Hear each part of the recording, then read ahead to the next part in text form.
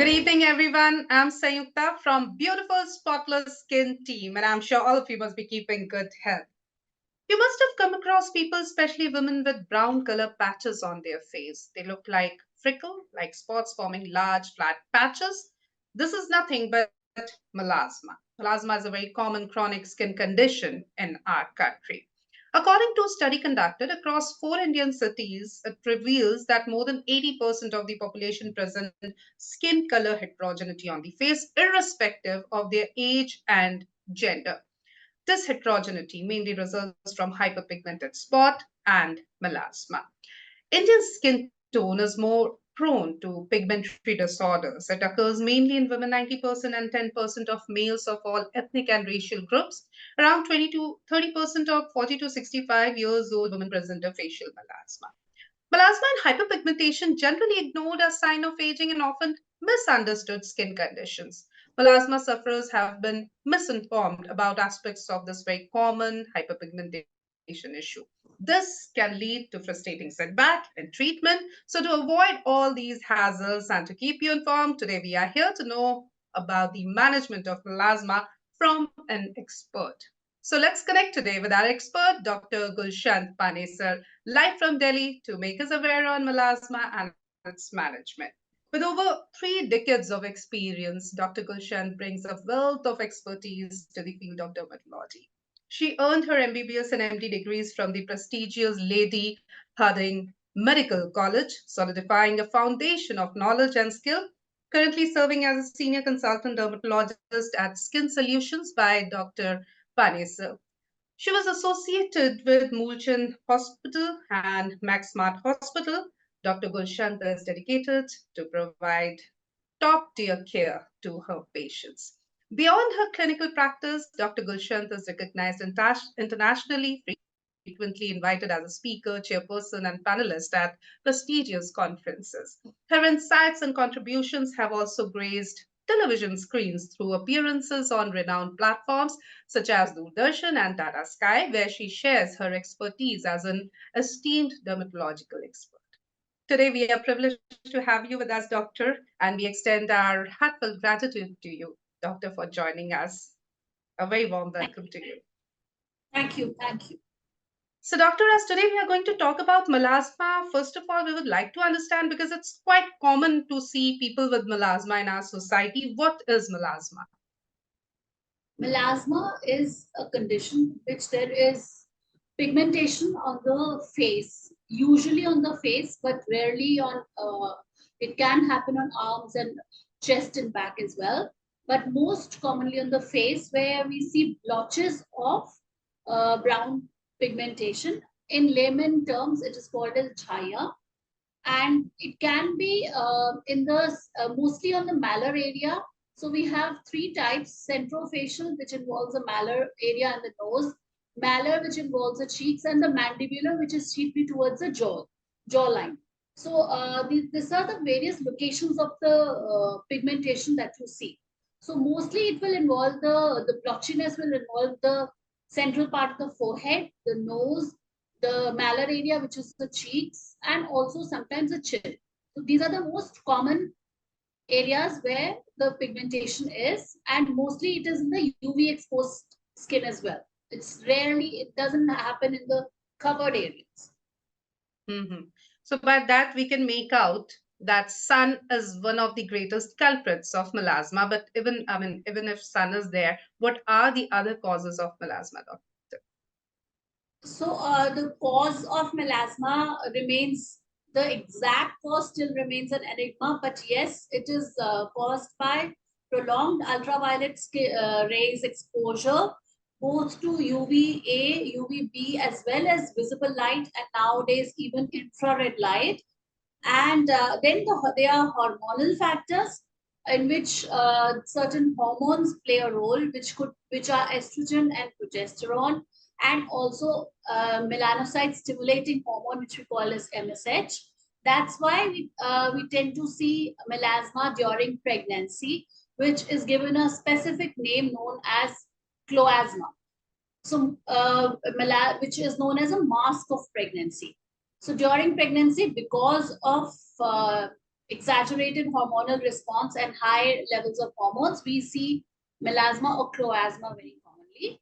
Then the third important cause is genetics. We are somehow, some races are prone to melasma, which is more common in Asians and Middle Eastern population. And because they are more melanized, what we call as Fitzpatrick skin type 3 and 4, more also common in Latinos, less common in more fair Fitzpatrick 1 and 2 because they already have very less melanin content in their skin. So these are the three main broadly classified things, that is ultraviolet ray exposure, the genetics, and hormonal. But there are very many other minor factors also which play a role in the causation, for which various studies are going on right now. So, doctor, with melasma, it's just the signs, or it's just associated with the appearance, or there are symptoms as well? So the thing is that melasma, once a lady, it can, though melasma is more common in women, we should say that, but it's not unknown to occur in men. It can occur in men as well, and the thing is that it's in this, since there is increased melanin, there is increased melanosomes or the granules which contain melanin throughout the epidermis and even the upper dermis. So it is cosmetically very, disturbing to the patient. So it really affects the quality of life for someone who wants to look good. Basically, it is a lot more of a cosmetic concern. Per se, melasma does not have any systemic complications or other symptoms, most important being cosmetic inelegance or cosmetic concern. Right. But appearance also plays a major role in, shaping our personality or boosting our self esteem, etc. So it do plays a very important role in forming us, and thus having a clear skin, or at least knowing and addressing the situation, is important. And for that, we need to go and consult a qualified dermatologist. That's really important. Doctor, but my question is, in our society, the first thing that we do whenever we see something which is not normal on our skin is to run inside our kitchen, go for our kitchen garden and apply something from the kitchen garden, apply something from the kitchen, or else go to the chemist वाले भैया की देखो कुछ हो गया है, कुछ दे दो, झाइयाँ हो रही है, कुछ दे दो लगाने के लिए. Or else nowadays we have influencers who are not always doctors, but then they have almost solutions for almost all physical problems. So what's your stand, or how would you like to address when we are, even after having melasma, we are going for home remedies or over the counter medication or following the influencers, but not consulting a dermatologist or a qualified doctor? So melasma nowadays also, there is a new theory that it is more seen in aging. It's one of the UV induced damage and the reduced or exhausted repair mechanism. So more or less it would be seen in women of a certain age as well. But the thing is that uh, with so much of information overflow and all sorts of information being on the net, so a person cannot sift out the right from the wrong. And when melasma does begin to happen, it's better to consult early rather than late because it has a tendency to progress. Also, it has a tendency to recur. Even despite the best of treatments, it can recur. So, most Okay. important is to consult a dermatologist. There are certain homemade things which may maybe probably moisturize your skin or maybe cause some shedding of dead skin. So maybe it may look visibly, improved slightly, but any it will still come back. So you would require to consult a dermatologist to get the proper treatment. The influencers and all have may tell you things, may tell a lot of things, and nowadays we also see people applying steroids because the local chemist advises them to use that. And initially, the steroids do help the melasma, but in the long run, we do see conditions wherein there is steroid induced acne, there is steroid induced rosacea, which creates more problems than the original melasma. So it is not a good idea to self-medicate. It's always a good idea if you are really cosmetically, because of its cosmetic appearance, you're disturbed. It's best to consult, and there are treatments which can control the melasma and prevent its recurrence as well. So the best bet would be to consult the experts, because it's really not advisable to take, because what's good for someone's skin may not be good for your skin also. So it's always better to consult the expert so that you do not face side effects later. Mhm. Now, there can be two conditions. A, where a person, as soon as he or she discovers the patches, they are approaching a doctor, a qualified dermat, and they are getting the treatment. B, where a person, as soon as they start, experiencing the patches, they'll do some home remedies, then gradually they'll spread, then they'll start going for some over-the-counter medication, etc. And after, when they realize very late that things are going out of control, that's when they go and consult a doctor. Now, in both the cases, A and B, the treatment length will differ. I'm sure the person who has gone after self medication, their treatment will get more lengthier. So, see, when a patient is there, when we approach, our approach would be much different than a person who's self-medicating and doing a kitchen remedy. We always assess the severity of the melasma. There is a scoring which we follow, which is known as a melanin area severity index, or Massey scoring. So we based on that we decide, and then there are the first line, second line, third line treatments that we do. But if a person is self-medicating or doing something, let's say from the kitchen, maybe initially there may be some relief. Or as I said, if the patient is already has used a steroid cream, which may initially do help the melasma, but later on lead to a lot of side effects. So as I said, if the condition worsens, obviously the medical intervention also will be for a longer period of time, and we may have to resort to the third line remedies rather than when we start off with a milder melasma and the first line topical treatments. Okay. Doctor, we often say, especially for medical field, that prevention is better than cure. Anything to prevent or prolong melasma? So, as I said, that ultraviolet rays play a very big role in the causation of melasma. So, one should be wary about prolonged sun exposure. Even nowadays, as I said, visible light and infrared. So, how do you prevent that? Between 11 to 4, if something, if sun exposure is avoidable, it's best that it is avoided. If at all one does have to go for sun exposure, one should use a broad spectrum sunscreen, preferably the mineral sunscreens containing zinc oxide and titanium oxide and iron oxide, which protects against visible light. And one should also have some physical barriers, like one can use broad brimmed hats or umbrella to protect, especially in the Indian context. This is important because during we are a tropical country and we do have in summers too much of ultraviolet light. Then the lifestyle also is important. As I said, the three causations were UV light, hormones, and genetics. But then the amount of sleep we get, the stress. If we are on oral contraceptive pills, those can aggravate. There are certain medications which make you more sensitive to the ultraviolet rays. If one is taking those medications, one should tell the doctor when they are doing your treatment. So there are a lot of other factors which we come across and which we come to know when we take a detailed history of the patient. That's why consulting a qualified dermatologist is very, very important. So one is lifestyle measures that you should have, follow good lifestyle, have a good sleep pattern, refrain from smoking, and the other is the ultraviolet exposure. So these are the two most important preventive things that you can do.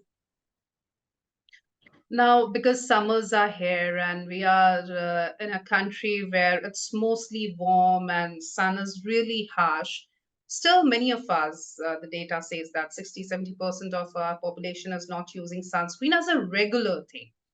why it's so important to apply sunscreen daily. And even as you said, especially if you are exposed during 11 to 4, or you are working inside your home also in front of a laptop, or any other gadgets or LEDs are there. I mean, in short, I can say that if you are somewhere which is not dead dark, you are vulnerable, because whatever radiations are coming from various light sources are going to harm your skin. So you need to apply sunscreen regularly. What's the right way, doctor, of applying it, and how much quantity to take, and when to apply?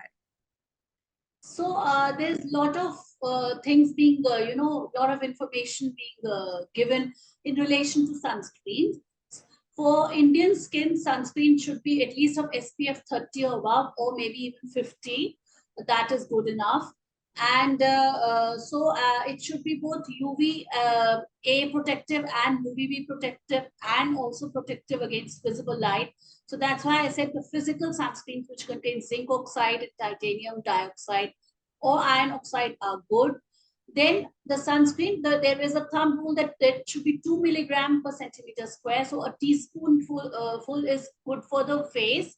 That's the rule for it to be applied. And also it should be applied to all the exposed parts of the body, not just the face. If your hands are exposed, it should be applied there as well. And it should be reapplied every 2 to 3 hours if you're continuously out in the sun. So preferably applied every 2 to 3 hours. And even if the weather is cloudy, it should be applied. And sunscreen should also be used in winter. We tend to, do sunbathing and sit for long hours in the sun during winter. So that also, it's important to use sunscreens even during winter. And yes, this is how we should be, and it should be liberally applied and reapplied every 2 to 3 hours. Doctor, when we go out to, Milligram per yeah, centimeter square we follow. So it's a teaspoon. 1 teaspoon is adequate for the face. right. When we go out to buy a sunscreen, doctor, there are so many informations written on the box, starting from SPF to boot star rating to whether it's broad spectrum or not, etc., etc. What are the basics to look for? So first thing I told you is the SPF. That is actually a measure of protection against ultraviolet B. There are three types: no, UVA, UVB, and UVC. The UVC is majorly filtered out by the ozone layer. So UVA and is the major rays, long rays which reach us. UVB. So you should. Uh, SPF is a measure of protection against UVB, and boot star rating and the PA triple plus is measure of protection against UVA. So it should be a broad spectrum sunscreen in the sense that it should protect against both UVB as well as UVA. And nowadays, even there are certain ectoin containing sunscreens which are known to protect against some pollutants as well. So, and then infrared light. So this is what you see. So as I said, SPF should be at least 30 or above, and even preferably 50. Boot star rating, if they're triple plus, PA triple plus and above is good. So this is what you should look. And if you want that it should merge seamlessly, then maybe you can go for chemical sunscreens which contain avobenzone and cinemates. But if most of the physical sunscreens do sometimes leave a little white residue, but they are better for melasma and all because they provide a camouflage effect as well. So if you're comfortable with that, you can even go for the physical sunscreens, as I said, the ones which have zinc oxide and titanium dioxide. Okay, doctor. Doctor, those who are at risk due to the genetics, maybe because melasma is there in their family or their mom, etc., they have had melasma. What they can do? They can follow the same thing, take care of their skin by using good sunscreens, and I mean, this is what they should do more religiously. They should, if melasma runs in the family, one is the lifestyle. One should have proper sleep, take a good, well balanced diet, and curtail the sun exposure wherever possible. Use a good sunscreen, as I said, and minimize stress. Also, if we can use some other method of contraception because oral contraceptives are also at times causative for melasma. So, or any hormonal medications, if are best avoided if they can be. So this they can do. And then if at all they do see that some mild pigmentation or melasma is setting in, they can consult a dermatologist, because sometimes the initial phases of melasma with just few usage of few simple usage of creams, you can make it reverse the condition. So they should just be more cautious of the things, their lifestyle, the sunscreen usage, their sleep pattern, their prolonged exposure to the screens, maybe they can avoid that. So this is all that they should be, exercising caution. Right. Now, doctor, when a patient comes to you with these patches on their face or other parts of body, do you recommend some test for diagnosis, or just by clinically or physically monitoring, you can say that yeah, this is melasma, or this is the depth the melasma had gone into the skin? See, melasma is not the only cause of pigmentation on face. So melasma is Mhm. one of the causes of pigmentation. But by our body of experience, most of the times melasma per se, we do not need any testing to diagnose it. When it is there, we can diagnose it clinically only. In case we are in doubt, like there are various other, sometimes there are contact pigmentation due to cosmetics. Okay, but there are various different conditions which we call as Reals melanosis or pigmented contact dermatitis.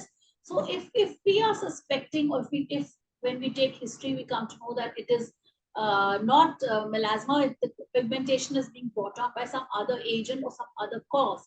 That time we may need to do patch testing, or we may need to do other tests wherein there is some doubt clinically. But when we see melasma and there is no doubt clinically, then melasma is usually diagnosed on clinical basis only. We do not require tests. Even if hormones are implicated, very many times they are not, when we do hormonal profiles, they do come out normal. But when there is a frank hormonal imbalance, which we may come to know by hirsutism or weight gain, then at that time we may undergo, tell the patient to get a hormonal profile also done. Fair enough. And doctor, what are the treatment options available or the procedures? So if the melasma has just started, it's new in onset and it's mild, we just go to stage one, level one treatment, which is usually by giving local certain creams to apply locally, in which there are very many agents. Now this depends on the whole, as I said, the history and examination, which the dermatologist carries out. First way is preventive and lifestyle only. That is, if it's mild, you can just advise against avoidance of sun, usage of sunscreen. And if they are on certain medications which are photosensitizing, that is, they make the patient more sensitive to the ultraviolet rays, we, if possible, withdraw those medications. And then we can prescribe creams which contain hydroquinone, which is a major tyrosinase inhibitor, so it can inhibit the melanin pathway and the melanin, the synthesis of melanin.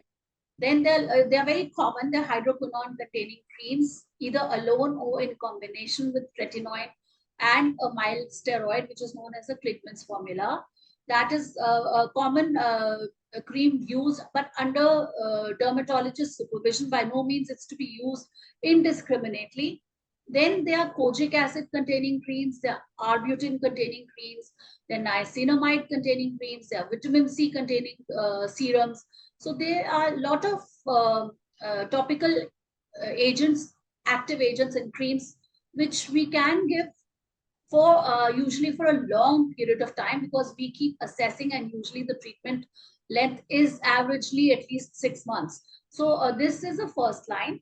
Then if the patient is not responding, then we can resort to doing chemical peeling for the patient, which also requires 6 to 8 sessions. Most of the times it's a glycolic acid, or which is a alpha hydroxy acid containing peels, which we do. at set intervals, which can be 10 days to 2 weeks. And as I said, 6 to 8 sessions are required. In addition, we can do micro needling. And then if this also doesn't respond, then there are laser modalities, which can include Q-switched Nd:YAG laser or intense pulse light. So this depends all on the clinical profile of the patient when that patient visits the dermatologist. Now, there are so many parlors, doctor, who also claim that they can do chemical peelings, lasers, etc. There are, clinics where no qualified doctor is there, no board certified doctor is there, but still they do various procedures. Why it is so important to choose the right place for these procedures, doctor, and not fall in the trap?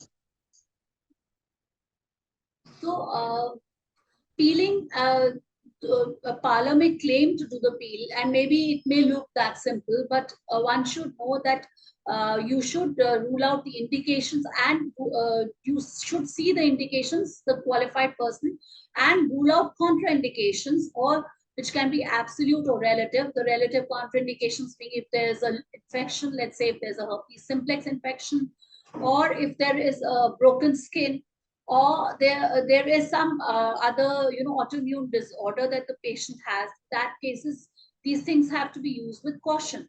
So it's any treatment just indiscriminately applied to all is really not a good idea. So it's always good to visit a qualified doctor who is doing and the correct procedure in the correct way, so that everything is taken care of and you do not get a complication later on, which can become a bigger problem than melasma itself. So that's why, and even lasers, I feel there can be laser induced burns. They can be, not a proper setting fed into the laser. And then it can lead to a whole lot of, there's a condition known as post-inflammatory hyperpigmentation, which is much more difficult to treat than melasma itself and can even lead to scarring. So it should be best avoided. Visiting Well, a place which is not authorized. right, and there is no point in risking our health, risking our appearance, etc. So please, as soon as you start seeing the patches, go and consult a qualified dermatologist. B, trust your doctor, follow his or her advice, and follow the prescriptions. That is really important. Now, doctor, initially you also mentioned that pregnant ladies are equally at risk of having melasma. Many a times we have seen pregnant ladies with melasma. Now, the thing is that many times we can't, ask them to use over the counter sunscreen because it's there. Written on the sunscreen if you are lactating or you are pregnant, consult your doctor before applying. Then we also know over the counter medication is a big no for pregnant ladies. Then how do you treat or how do you consult a pregnant lady or a lactating mother? So, see, during pregnancy, we as it is because of the exaggerated hormonal condition, the metabolic and endocrinal condition of the human, the female. There's a high estrogen, high progesterone, and the HCG. A lot of hormones are there in the body at that time, and not just the face. There is exaggerated pigmentation all throughout the body. We see a midriff also darkening, or the areola, the nip area around the nipples darkening. So we generally, whatever treatment, even if we do, it may really not produce the desired results, because the female is already in an exaggerated, endocrinal and metabolic state. So it's Right. best that during that time, just general measures of taking good care of the skin, moisturizing it, taking a physical protection, maybe a hat or this would help rather than Mhm. taking. We generally, though there are certain topical medications which can be used during pregnancy, like azelaic acid can be used during pregnancy, but per se, we, since it's a temporary period, and as it is, even if we do, the patient is not going to get necessarily respond, because they're already in an exaggerated pigmented state. So we tend to just tide over that period with a modified lifestyle, avoiding going out in the sun, and taking physical protection, wearing full sleeves, and tide over that period. Basically, I tend to we tend to treat mostly post delivery. That I would advise that. Sure. And doctor, a very common question that people or patients of melasma ask is, can melasma be permanently cured? So melasma, we say that it can be controlled.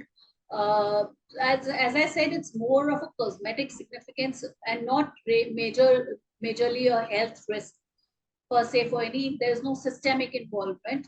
Um, so we can definitely minimize and nearly eliminate the melasma, but as I said in the start only, that recurrence is more or less a rule rather than an exception. So patient would have to use some maintenance regime, which can include topically applied creams or which may uh, be taking peeling sessions, let's say every 6 weeks, 8 weeks, or 12 weeks, depending upon how fast it recurs. So it can recur.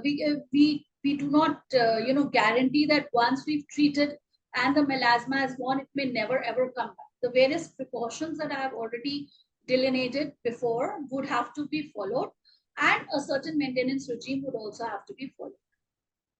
Okay, doctor. Now I'll quickly take some of the questions asked by our viewers. We have Gini Sharma with us. Her question is, are there any health risks associated with melasma?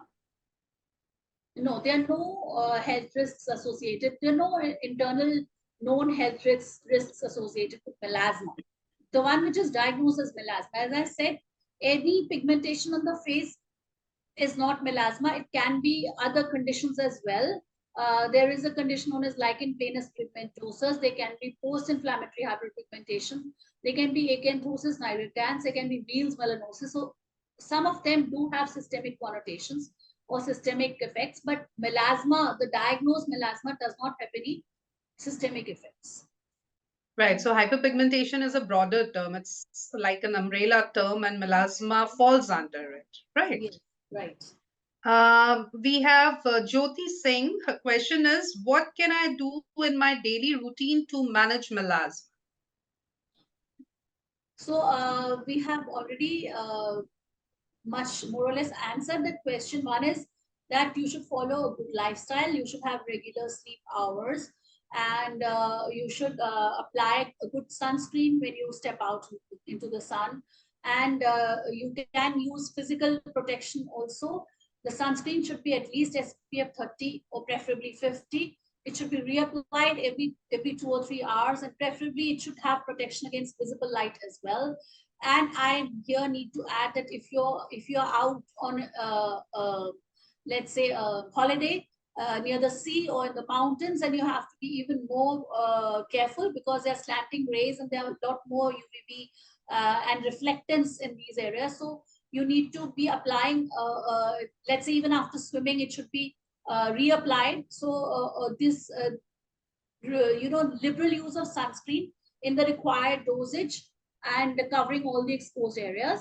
And also one can take you can ask your doctor to prescribe you an antioxidant, because a lot of times melasma has there is an oxidative damage to the skin because of the free radical generation when we exposed to ultraviolet rays.